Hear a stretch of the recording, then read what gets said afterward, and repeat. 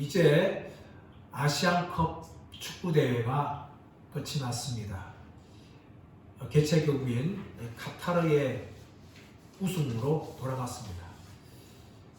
이번 아시안컵 축구대회는 전번과 달리 전 세계적으로 많은 관심과 인기를 끌었습니다. 그 이유는 무엇인가 하면 아시안컵 대회에 출전한 이 국가 대표팀들의 실력이 거의 평준화되었습니다. 그래서 우리나라도 예선 통과를 사실 장담하지 못할 정도로 다른 국가들의 성적들이, 실력들이 굉장히 월등해졌습니다. 다행히도 우리나라는 4강까지 그렇게 올라갔습니다. 예선전은 저녁 시간에 이루어졌지만 16강전 사우디아라비아전, 그리고 8강전 호주전, 그리고 4강전 요르단과의 이 경기들은 자정 12시에 열렸습니다. 그러나 저는 10시쯤이나 10시 반쯤을 잤기 때문에 경기를 보지 못했어요. 하지만 저는 자는 중에서도 하나님의 계시를 받아서 어느 팀이 이겼는지를 다 알게 되었어요. 왜냐하면 자다가 와! 하는 소리 들리는 거예요. 잠을 깨는 거예요. 한 2시 반쯤 되게 깨다보면 핸드폰을 검색해보면 우리나라가 2대1로 이기고 승부차기로 이기고 그런 거예요. 그래서 자면서도 축구 경기 결과에 대해서 저는 다 알게 되었어요. 그런데 요르단과의 경기에서는 한 번도 잠 안 깨고 새벽 4시인가 눈을 떴어요. 그 순간에 저는 짐작했습니다. 우리나라가 졌구나. 만약 이겼으면 2시나 2시 반 되면 와 했을 거예요. 그런데 아무 소리도 없이 그냥 4시 정도 눈을 깬 거 보면서 우리나라가 졌다 라는 예상을 하고 핸드폰을 보니까 역시 우리나라가 2대0으로 졌다는 것을 알게 되었습니다. 이렇게 축구 대회가 열리면 온 국민들이 잠을 포기하고 잠을 자지 않고 이렇게 열광하며 응원합니다. 그리고 이기면은 마치 자기가 이긴 것처럼 흥분하고 좋아하고, 또 지면 자기가 패배한 것처럼 슬퍼하거나 우울해합니다. 이것이 무엇인가 하면 그 축구팀이 바로 우리나라를 대표하고 그 축구팀과 나 자신을 동일시하기 때문에 일어나는 현상입니다. 이런 내용들이 오늘 말씀에 전개되고 있는 것입니다. 우리는 2주간에 걸쳐서 이 구원의 축복들, 예수 그리스도를 믿음으로 말미암아 어렵다함을 받는 자들에게 주시는 축복들 6가지에 대해서 함께 나누었습니다. 예수 그리스도로 말미암아 어렵다함을 받은 사람들은 하나님과 화평하게 되는 것이죠. 또 구원의 은혜에 서 있고 하나님의 영광을 바라고 즐거워합니다. 그리고 환난 중에서도 즐거워하는 겁니다. 또 하나님의 사랑이 마음에 부음바 됩니다. 그리고 하나님의 진노에서 구원을 받습니다. 그 6번째는 하나님 안에서 즐거워하게 됩니다. 이것이 바로 예수 그리스도를 믿음으로 말미암아 구원받게 된 사람들에게 주어지는 6가지 축복이에요. 그런데 이 축복들은요, 우리가 잘 알아야 돼요. 잘 알아야 누릴 수가 있는 거죠. 그리고 냉장고에 맛있는 음식이 가득 차 있다는 것을 아는 사람들은 그것을 꺼내 먹습니다. 그런데 그 냉장고에 아무리 맛있는 음식이 있다 하더라도 냉장고에 무엇이 들은지 모르는 사람들은 냉장고를 못 여는 거죠. 그것뿐만 아니라 은행의 통장에 이 은행에 저금이 되어 있어요. 수천만 수억 되어 있어요. 근데 그것을 알면은 그것을 빼가지고 쓰지만은 은행에 자신의 돈이 들었다는 것을 모르는 사람들은 그 은행에 가서 자신의 돈을 뺏어 쓸 수가 없는 거예요. 마찬가지로 우리가 예수 그리스도를 믿어서 하나님 앞에서 의롭다함 받았는데 이런 구원받은 자들에게 주신 축복들이 무엇인지를 우리가 분명히 알아야 그래야지 그 축복들을 누리는 삶을 살아가게 될 줄 믿습니다. 아멘. 저와 여러분 모두가 다 예수님을 믿음으로 말미암아 주시는 이 놀라운 구원의 축복들이 무엇인지를 분명히 알고 이것을 평생 동안 누릴 수 있는 믿음의 삶을 되기를 예수의 이름으로 축원합니다. 아멘. 이제 사도 바울은 이렇게 우리에게 구원의 축복이 주어진 근거가 무엇이냐를 5장 12절부터 21절 말씀을 통하여 우리에게 설명을 하고 있습니다. 무엇보다 사도 바울은 먼저 아담이라는 한 사람을 통하여서 우리에게 죄가 들어오고 그 죄로 말미암아 죽음이 들어왔다는 것을 이야기합니다. 12절 말씀 보겠습니다. 12절 다시 한번 보겠습니다. 시작. 그러므로 한 사람으로 말미암아 죄가 세상에 들어오고 죄로 말미암아 사망이 들어왔나니 이와 같이 모든 사람이 죄를 지었으므로 사망이 모든 사람에게 이르렀느니라. 그러므로 한 사람으로 말미암아 죄가 세상에 들어오고 죄로 말미암아 사망이 들어왔다라고 이야기합니다. 여러분 여기서 잘 보면은 무엇을 보시는가 하면 한 사람으로 말미암아 죄가 세상에 들어왔다는 거죠. 한 사람 때문에 죄가 세상에 들어왔다는 거예요. 그전에 세상은 죄가 없었다는 것이죠. 그런데 이 한 사람인 아담을 통하여서 죄가 세상에 들어오게 된 것입니다. 창세기 3장 말씀 가보시면 뱀이 하와를 유혹합니다. 근데 이 뱀이 무엇일까요? 3장 1절에서는 하나님이 지으신 피조물 중에 뱀이 가장 강교하더라 그렇게 말씀하는데 이 뱀의 실체가 무엇일까요? 요한계시록 20장 1절 2절 말씀에 이 뱀에 대해 이렇게 이야기합니다.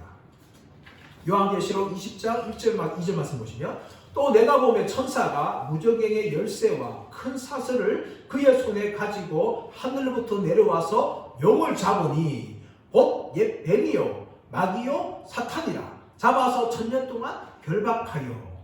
천사가 용을 잡았는데 그 용이 뭐라고요? 옛 뱀이라는 거예요. 이 옛 뱀이 뭘까요? 이 창세기 3장에 나오고 있는 하와를 유혹한 뱀이 옛 뱀이라는 겁니다. 그렇다면 이 옛 뱀은요 단지 피조물인 뱀일 뿐만 아니라 이것은 사탄의 화신이라는 거죠.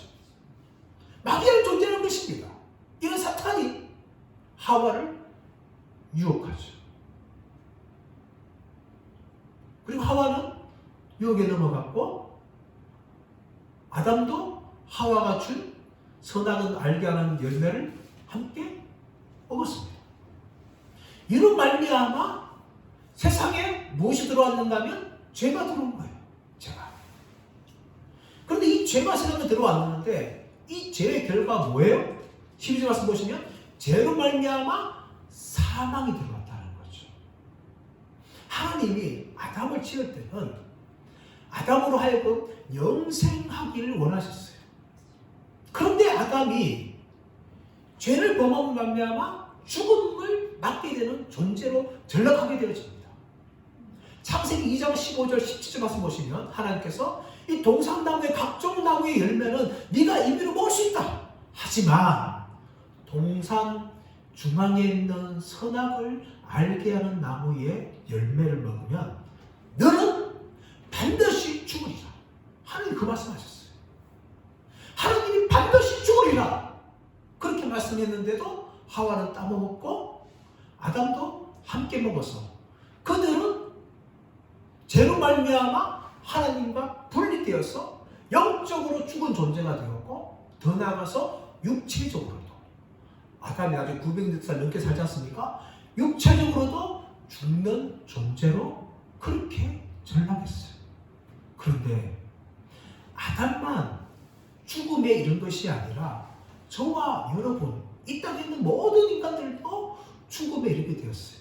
그에 대해서 12절 하반절 말씀 보시면 이와 같이 모든 사람이 죄를 지었으므로 사망이 모든 사람에게 이르렀느니라. 성경 잘 보십시오 여러분. 모든 사람이 죄를 지었다. 죄는 단수예요. 모든 사람은 뭘 지은 거예요? 죄들을 짓는 거죠. 그런데 사도 바울은 모든 사람이 죄들을 지었기 때문에 사망에 이른 것이다 라고 말하는 것이 아니라 모든 사람이 죄를 지었기 때문에 사망에 이른 것이다 라고 이야기합니다. 이 죄라는 것은 복수가 아니라 단수입니다. 그리고 죄를 짓다란 이 히브리어 시제가 부정과거 시제예요. 이 부정과거 시제가 왜 중요한가 하면 이것은 과거에 일어난 단 하나의 행동을 상징하는 시제입니다. 그렇다면 모든 사람이 죄들을 지은 것이 아니라 죄를 지었는데 그 죄가 무슨 죄일까요? 단 한 가지 행동? 바로 아담이 하나님의 말씀에 불순종하여서 선악을 알게 하는 나무의 열매를 먹었던 그 최초의 범죄가 바로 이 죄라는 거예요. 그런데 모든 사람은 아담이 없을 때 아담이 있을 때 존재하지 않았잖아요. 그런데 성경은 무슨 말을 하냐면 모든 사람이 아담이 범죄했던 그 죄를 지었다 라고 이야기하는 거죠.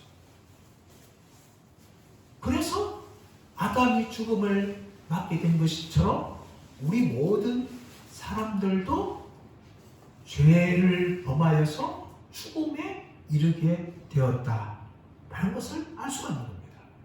쉽게 말해서 아담이 범죄한 그 현장에 우리 모두가 다 아담 안에 있게 되었고 아담이 그 범죄를 할 때에 우리도 함께 범죄한 사람이라는 것을 사도 바울이 말합니다.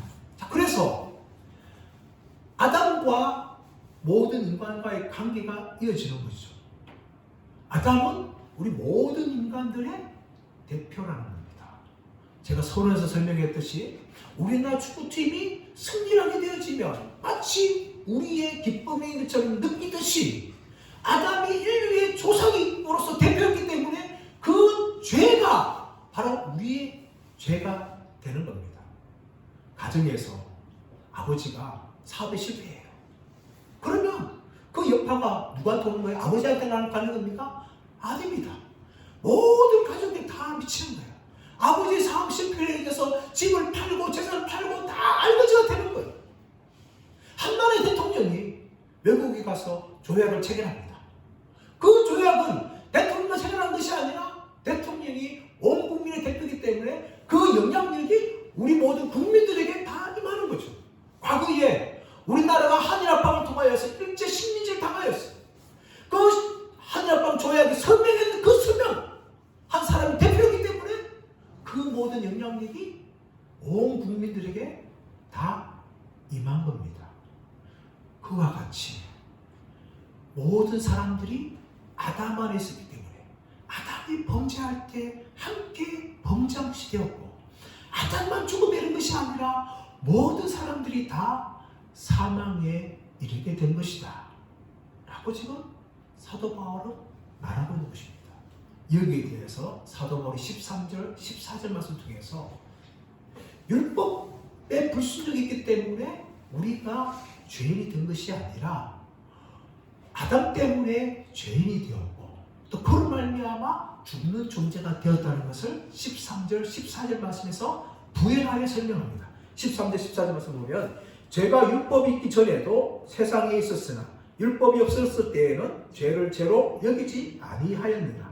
그러나 아담으로부터 모세까지 아담의 범죄와 같은 죄를 짓지 아니한 자들까지도 사망이 왕노릇하였나니 아담은 오실 자의 모형이라. 여러분 율법이 언제 주어졌어요?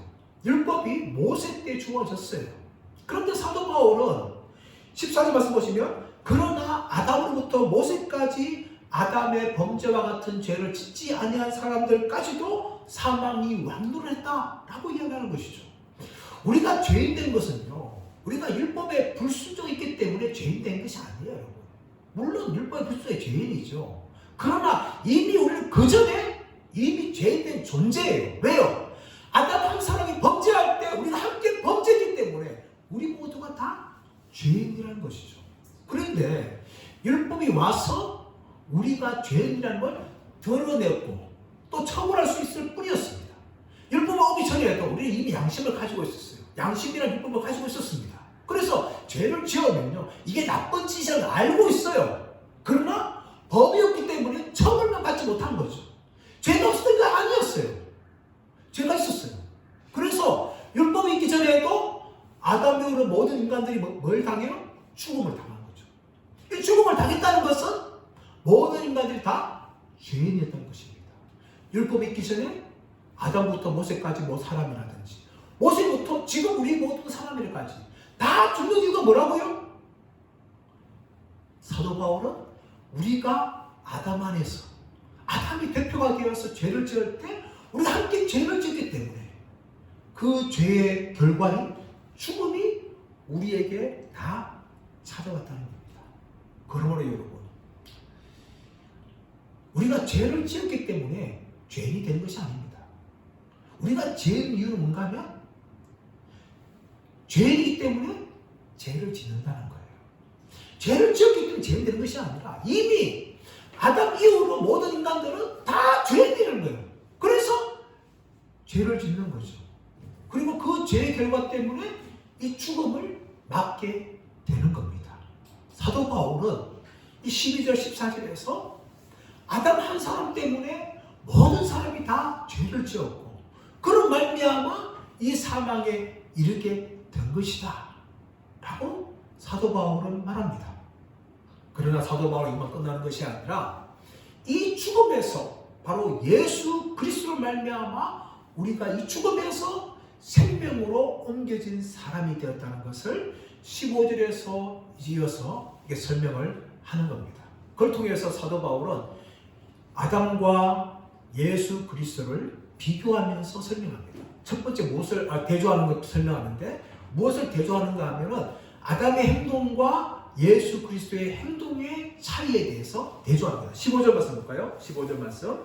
그러나 이 은사는 그 범죄와 같이 아니하니 곧 한 사람의 범죄를 인하여 많은 사람이 죽었은즉 더욱 하나님의 은혜와 또한 한 사람 예수 그리스도의 은혜로 말미암아 선물은 많은 사람에게 넘쳤느니라.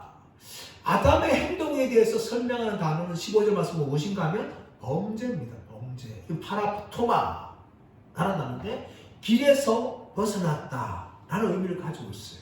다시 말하면 하지 말아야 될 것을 하고 해야 될 것을 하지 않는 행동이 무엇인가 하면 범죄라는 겁니다. 아담이 하나님 말씀에 불순종한 건 무엇이라고요? 범죄라는 거예요.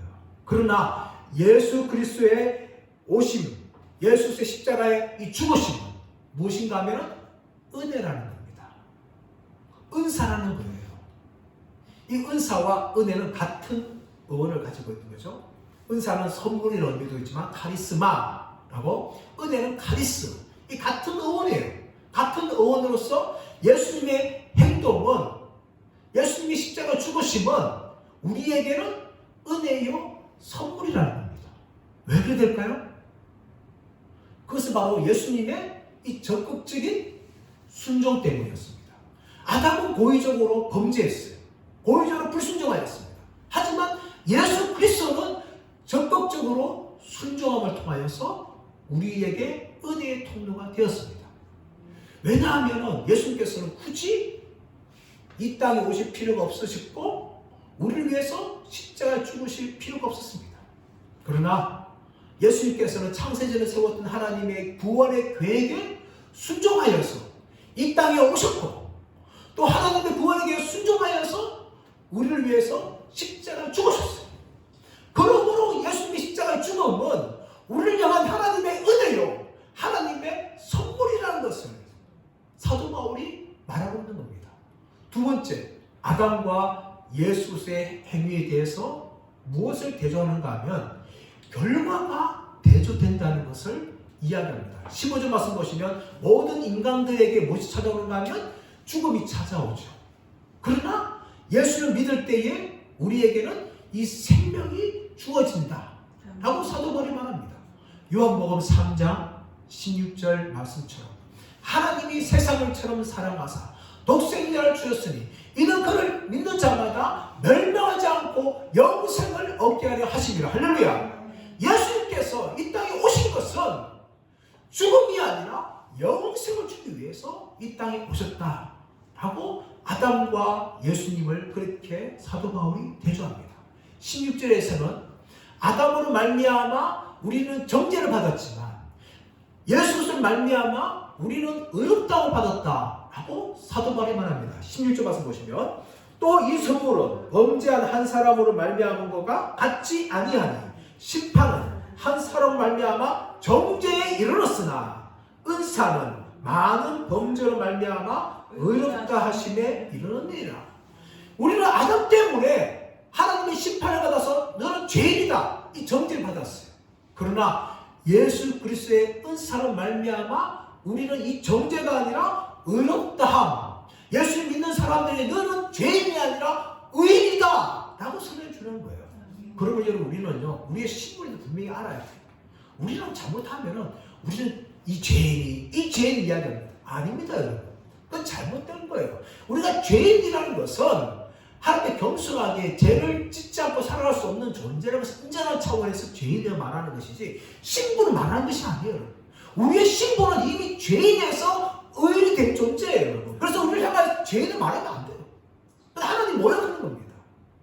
죄를 짓 것은 연약하기 때문에 그 죄인을 고백할 수 있지만 우리의 신분 자체는 죄인이 아니라 분명히 성경은 의인이 되었다, 의롭다 라고 과거적으로 말한 거예요, 여러분. 과거 돌아가지 마십시오. 이미 과거적으로 우리는 의롭다 받은 사람입니다. 근데 여러분 16절 자세히 보시면 하반기 말씀 보시면 은사는 많은 범죄를 말미암아 의롭다 하심에 이롭다 라고 이야기합니다. 은사는 한 범죄로 말미암아 의롭다 하면 이런 것이 아니라 많은 범죄로 말미암아 의롭다 라고 이런 것이죠. 이것은 무엇을 말하는가 하면 예수 그리스도의 십자가의 죽음이 얼마나 능력이 있는지를 보여주는 거예요. 예수의 십자가 죽음은요, 아담이 범한 최초의 죄만 의롭다는 것이 아니라 아담이 그 이후로 범했던 모든 죄들, 또 우리가 태어나서 평생을 살아가면서 짓는 모든 죄들, 이 모든 죄들을 다 용서하여서 의롭다함에 이르게 한다는 것입니다. 그것이 예수님의 능력이에요, 여러분. 아담 한 사람의 범죄 때문에 우리가 죄인이 되었어요. 그러나 예수님은 의롭다 하시거든요. 우리가 태어나면서 갖고 태어나는 원죄뿐만 아니라 평생을 살아가는 죄, 모든 죄까지도 다 의롭다 하는 그런 능력을 가지고 있는 것이라고 사도 바울이 말하는 것입니다. 세 번째 사도 바울은요, 사망에서 왕노를 하는 것과 생명 안에서 왕노를 하는 것을 비교합니다. 17절 말씀 보시면 한 사람의 범죄로 말미암아 사망이 그 한 사람을 통하여 왕노릇 하였은즉 더욱 은혜와 의의 선물을 넘치게 받는 자들은 한 번 예수 그리스도를 통하여 생명 안에서 왕노릇 하리로다. 할렐루야. 여러분, 한 사람의 범죄, 아담의 범죄로 말미암아 모든 인간들이 다 죽음의 종이 되었어요. 다 죽습니다. 저 여러분 예외가 없어요. 사망이 왕노릇 하였습니다. 그러나 한 사람이신 예수 그리스도의 이 생명을 통하여서 어떻게 우리 모두가 다 생명 안에서 왕노릇하게 된 겁니다. 우리는요, 죽는 존재가 되었지만 죽지 않았습니다. 왜 그럴까요? 육체적으로 죽음을 당하지만 우리는 부활 때에 다시금 살아납니다. 또 영적으로는 우리가 죽은 존재지만 예수 믿을 때 영적인 생명이 회복되어져요. 그래서 우리가 우리 안에 무엇이 있는가 하면 생명이 있는 거예요. 영생이 있는 겁니다. 이 영생을 가지고 살고 나중에 죽으면은 예수님의 재림 때 부활하게 되어지고 영혼은 새하늘과 새 땅에 들어가서 영생하는 삶을 살기 때문에 사도 바울은 우리 안에 생명이 있다라고 이야기하는데 우리가 생명 안에서 왕 노릇한다라고 이야기합니다. 우리는 과거에 예수 믿기 전에 아담의 죄로 말미암아 사망의 종이 되었고 마귀의 종이 되었어요. 마귀의 노예가 되었어요. 사망의 노예가 되었어요. 그런데 예수 믿는 순간 우리는 해방되어서 노예의 신분에서 벗어났습니다. 그런데 그 정도만 아니라 사도 바울은 생명 안에서 왕 노릇한다. 왕의 역할을 한다는 거예요. 노릇이 몸이 역할을 한다는 것이죠. 왕이라는 거예요, 여러분. 우리가 왕이라는 사실이에요, 여러분. 근데 많은 사람이 이것을 알지 못해요, 여러분. 이미 하나님께서는요, 아담을 처음 지으고 에덴 동산에 두었을 때 그것을 보여주셨어요. 하나님이 천지를 창조하신 만왕의 왕이었지만 에덴 동산에 아담을 통하여서 아담이 그곳에서 왕이 되게 하셨어요. 근데 아담이 범죄함을 통하여서 마귀의 노예로 전락하게 되어지는 것이죠. 그래 예수님을 믿을 때에 이것이 회복되어지는 거예요. 노예에서 해방될 뿐만 아니라 다시금 하나님 의도하셨던 왕 자리에 우리를 세우신다는 거예요.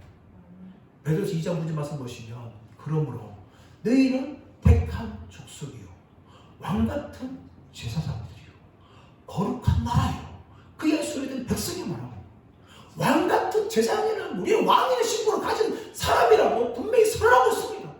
근데 오늘은 우리 그걸 모르고 있어요. 누리지 못하고 있는 거예요. 왜요? 마귀가 속이는 거죠. 예수를 믿어도요 종처럼 살게 만드는 거예요. 세상의 종, 마귀의 종, 그렇게 죄의 종, 그렇게 살도록 마귀가 원하게 역사하는 겁니다. 근데 많은 사람은 영적 눈을 뜨지 못하니까 자기가 마귀에서 해방되어진 존재고 더 이상 노예가 아니라 왕이라는 사실들을 알지 못하고 살아갑니다. 그래서 세상 것 때문에 기죽고 사는 거예요, 여러분. 우리 세상 왕이라면 왜 세상도 조금 없을 때에 기죽고 삽니까? 예수 믿는 기죽는 사람들이 많아요, 여러분. 이것을 모르기 때문에. 하나님께서 예수 믿는 사람들에게 생명 안에서 왕노릇하는 권세를 줬다는 것을 이것을 누리시는 저와 여러분 되시기 예수님의 이름으로 축원합니다. 이렇게 아담과 예수님을 대조했는데 이제 사도 바울은 아담과 예수 그리스도의 유사점에 대해서 16절 이하에서 이렇게 계속해서 이제 설명해 나갑니다. 쭉 나가면서 보시면 이제 18절에서 구체적으로 이야기하죠. 자, 18절 말씀 볼까요? 그런즉 한 범죄로 많은 사람이 정죄에 이른 것 같이 한 의로운 행위로 말미암아 많은 사람이 의롭다 하심을 받아 생명에 이르렀느니라. 이제 사도 바울이 18절 이하에서 예수 그리스도와 아담과 비슷한 점을 이제 설명을 하는데 이 설명할 때 우리는 14절 하반절로 돌아가야 돼요. 14절 하반절 말씀 보시면 아담이 어떤 존재인지 이야기하는데 아담은 오십자의 모형이다 라고 이야기합니다. 이 모형을 관계해 보면 대표다 이렇게 설명되어 있죠. 이 모형이란 이 단어 성경에 등장하지만 이 모형이라는 걸 쉽게 설명하면 무엇인가 하면 지금은 볼 수가 없어요.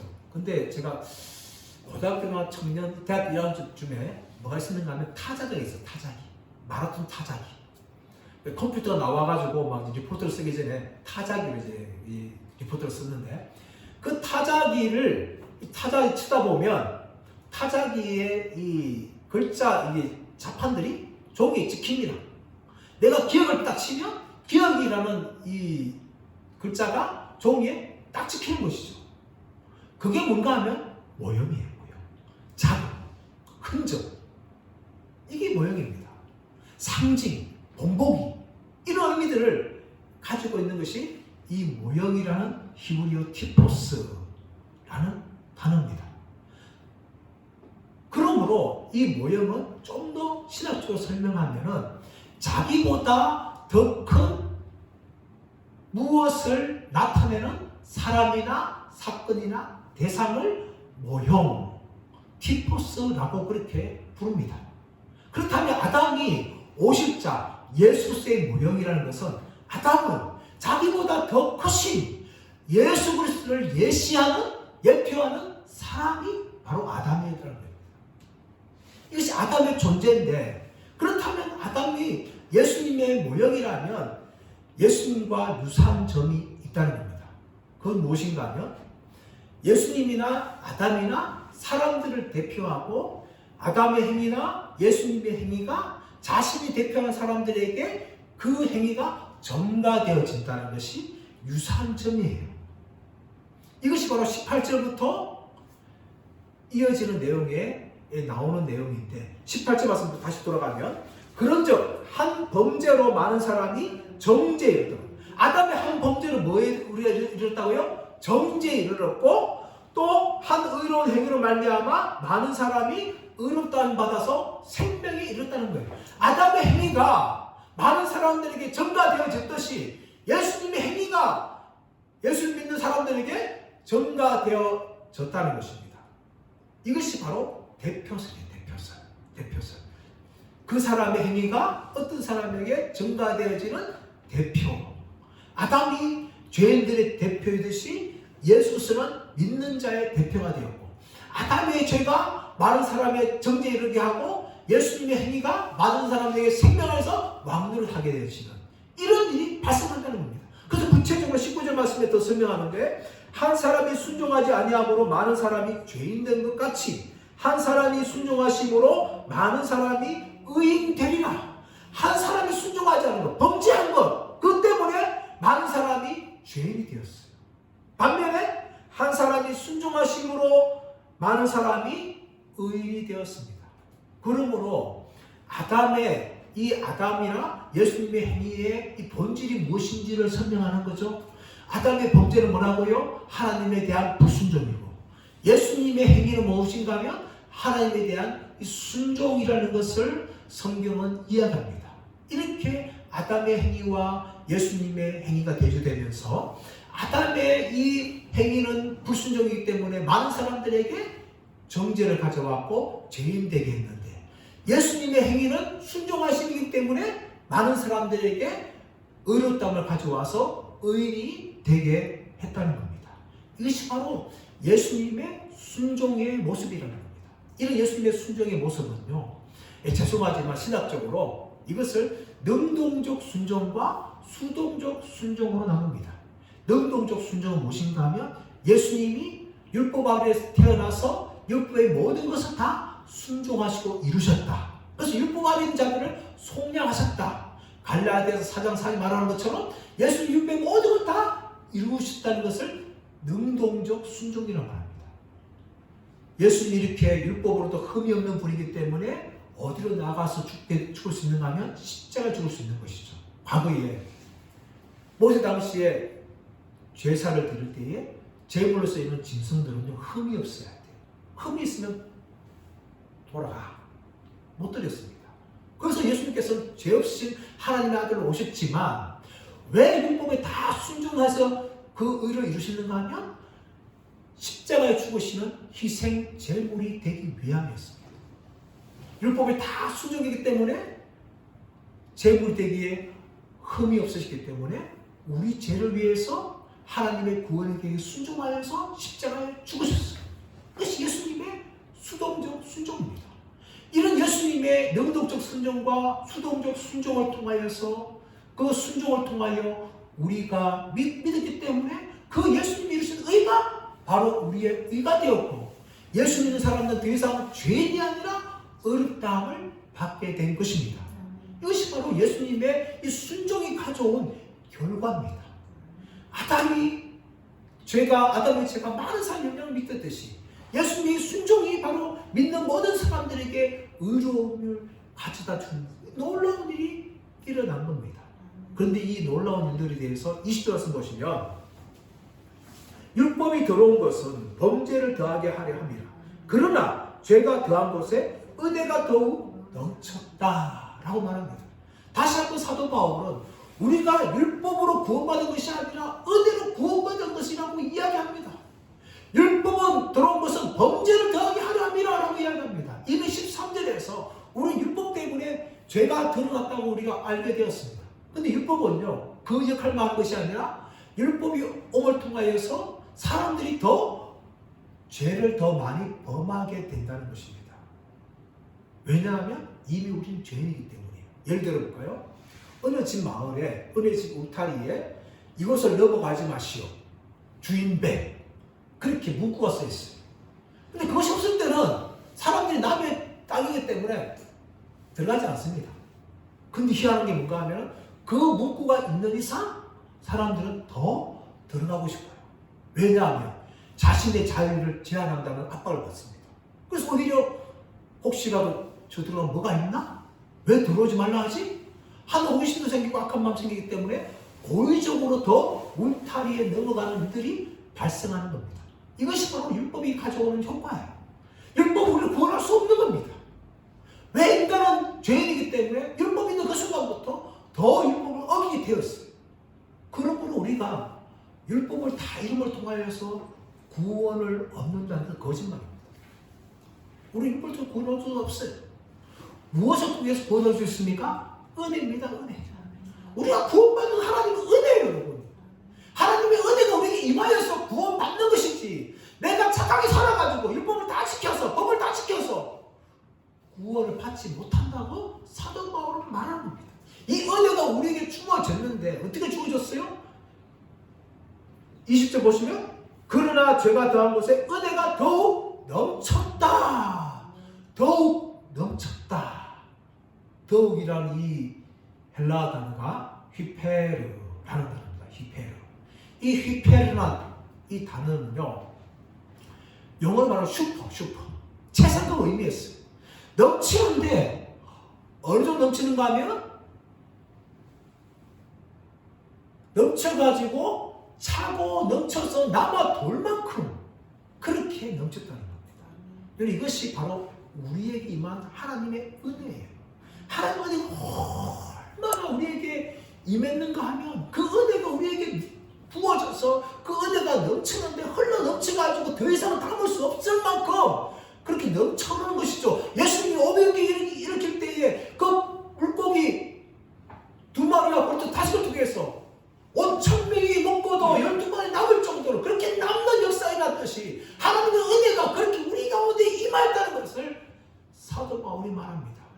그래서 그 사도 바울은요, 자기가 죄인 중에 괴수였는데 나에게 하나님의 은혜가 임하였다 하고 고백한 것입니다. 또한 영국의 노예 상인이었던 존 뉴턴, 나 같은 죄인 살리신 그 은혜 고마워. 이 찬송을 부르는 게 무엇입니까? 젊었지만 자신 인생 가운데 악한 일만 행하였던 자신에게 하나님의 은혜가 임하여서 자신이 예수를 믿게 되었고 목사까지 된 것이 얼마나 놀라운 은혜인가를 그 찬송에서 고백을 한 것입니다. 이 은혜가 바로 저와 여러분에게 부어졌어요. 저와 여러분뿐만 아니라 아담 이후로 아담을 포함해서 모든 인간들에게 이 은혜가 부어진 겁니다. 그런데 이 은혜를 누가 누려요? 예수님을 나의 구원자로 나의 하나님으로 믿는 사람들에게 이 은혜가 경험되어지고 이 은혜 속에서 살게 되는 것입니다. 사랑하는 여러분, 저와 여러분이 바로 그런 사람들입니다. 저와 여러분들이 이 하나님의 놀라운 은혜 폭포수같이 우리에게 부어져서 넘쳐 흘러가지고 남아 돌 정도로 충만한 그 은혜가 우리 가운데 부어지기 때문에 우리는 구원을 받았습니다. 그리고 우리가 그 은혜에 힘입어서 우리는 이 땅의 삶을 살아갈 수 있습니다. 사랑하는 여러분, 그러므로 이 땅에 환난 당하고 이 땅에서 어려움 당할 때 여러분 염려하지 마십시오. 하나님의 사랑이 우리 가운데 부어졌고 그 하나님의 은혜가 지금도 우리에게 넘치도록 부어지고 있습니다. 그러므로 그 사랑과 그 은혜 속에서 우리가 살아가며 감사하며 우리의 믿음의 길을 끝까지 걸어가시는 저와 여러분들 되시기를 예수님의 이름으로 축원합니다.